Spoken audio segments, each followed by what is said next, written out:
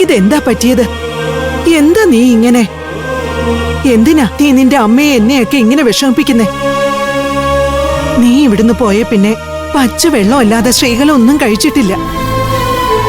അവളാകെ നീറി കഴിയാ ഇവിടെ.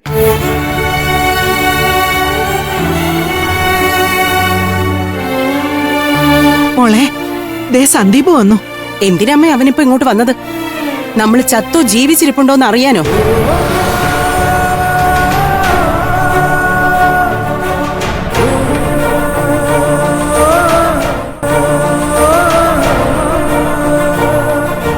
എന്താടാ ഇതൊക്കെ?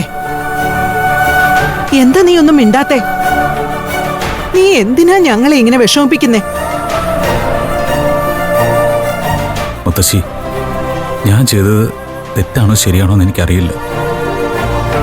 എങ്കിലും നിങ്ങളെയൊക്കെ ഒരുപാട് വിഷമിപ്പിക്കേണ്ടി വന്നതിൽ ഞാൻ ക്ഷമ ചോദിക്കുക. നീ ഞങ്ങളോട് ക്ഷമ ചോദിക്കുന്നത് എന്തിനാ മോനെ? അതിന്റെ ആവശ്യമൊന്നുമില്ല. ഞാൻ എപ്പോഴും പറയാറില്ലേ, നമ്മൾ എന്തു കൊതിച്ചിട്ടും കാര്യമില്ല. നമുക്കത് വിധിച്ചിട്ടുണ്ടോ എന്ന് ദൈവത്തിനെ അറിയാൻ കഴിയും. ശരിയാ മുത്തശ്ശി, ഞാൻ എൻ്റെ വിധി സാക്ഷാൽ മൂകാംബിയമ്മയ്ക്ക് വിട്ടുകൊടുക്കാം. ഞാൻ കൊതിച്ചത് എനിക്ക് കിട്ടാൻ അർഹതയുണ്ടെങ്കിൽ ദേവി തരട്ടെ. ഇനി അതിൻ്റെ പേരിൽ ഞാൻ ആരെയും കുറ്റപ്പെടുത്താനോ വേദനിപ്പിക്കാനോ ഇല്ല. അതെ മോനെ, നിങ്ങള് അമ്മയും മോനും തമ്മിൽ മത്സരിച്ചിട്ട് ഒരു കാര്യവുമില്ല. എന്തു വേണോന്ന് ദേവി തന്നെ തീരുമാനിക്കട്ടെ. അങ്ങനെ കരുതി സമാധാനിക്ക.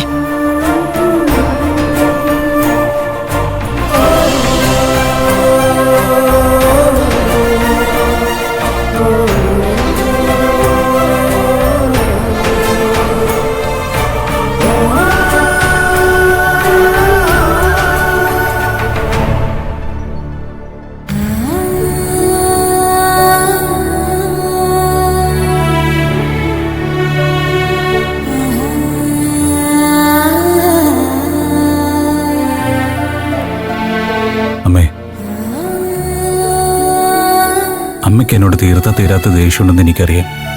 അതിന് ഞാൻ അമ്മയെ കുറ്റപ്പെടുത്തുന്നില്ല. എല്ലാം എൻ്റെ തെറ്റ് തന്നെ. അമ്മയെ സങ്കടപ്പെടുത്തിയതിന് എന്നോട് ക്ഷമിക്കുക.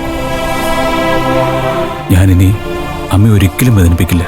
ഞാനിത് വിശ്വസിക്കണമെന്നാണോ നീ പറയുന്നത്? നോക്ക്, നിന്റെ കാര്യത്തിൽ ഞാൻ കുറച്ച് സ്വാർത്ഥത കാണിച്ചു എന്ന് എനിക്കറിയാം. പക്ഷേ അത് നിന്റെ നന്മയ്ക്ക് വേണ്ടിയാ. എന്നിരുന്നാലും നിന്നെ മനഃപൂർവ്വം വേദനിപ്പിക്കണമെന്ന് എനിക്ക് ആഗ്രഹമേ ഇല്ലായിരുന്നു. അതുകൊണ്ടാ അവളെ കണ്ട് ഈ ബന്ധത്തിൽ നിന്നും പിന്മാറണമെന്ന് ഞാൻ ആവശ്യപ്പെട്ടത്, നിന്നോടത് പറയാതിരുന്നത്. എന്നിട്ടും നീ അത് അറിഞ്ഞു. അതിന്റെ പേരിൽ നീ എന്നോട് കലഹിച്ചിവിടുന്ന് ഇറങ്ങിപ്പോയി. കടത്തിണ്ണയിൽ അഭയവും തേടി. ഇതിന്റെയൊക്കെ ആവശ്യം എന്തായിരുന്നു? അത്രയ്ക്ക് മഹാപരാധമൊന്നും നിന്റെ അമ്മ ചെയ്തിട്ടില്ല. എനിക്കറിയാം അമ്മ, എല്ലാം എൻ്റെ തെറ്റ് തന്നെയാണെന്ന് ഞാൻ പറഞ്ഞല്ലോ. ദൈവത്തോടെ കാര്യം പറഞ്ഞ ഇനി ഞാൻ ഒരിക്കലും അമ്മയെ വേദനിപ്പിക്കില്ല. ആ ഉറപ്പ് ഞാൻ തരുന്നു. സത്യാണോ മോനെ നീ പറയുന്നേ? നിനക്ക് ഇപ്പൊ ഇങ്ങനെ തോന്നാൻ എന്താ സംഭവിച്ചത്? മൂകാംബിക ദേവി തന്നെ തോന്നിപ്പിച്ചതാണോ നിന്നെ കൊണ്ടിങ്ങനെ? അതൊന്നും എനിക്കറിയില്ല അമ്മേ. ദേവി എന്താണോ എനിക്ക് വേണ്ടി വിധിച്ചിരിക്കുന്നത് അത് സ്വീകരിക്കാൻ ഞാനിപ്പോൾ തയ്യാറാണ്. അമ്മയെ വേദനിപ്പിച്ചുകൊണ്ട് തന്നെ സ്നേഹിക്കരുതെന്ന് എന്നോട് ആവശ്യപ്പെട്ടത് മറ്റാരുമല്ല, ദൈവൂട്ട് തന്നെ.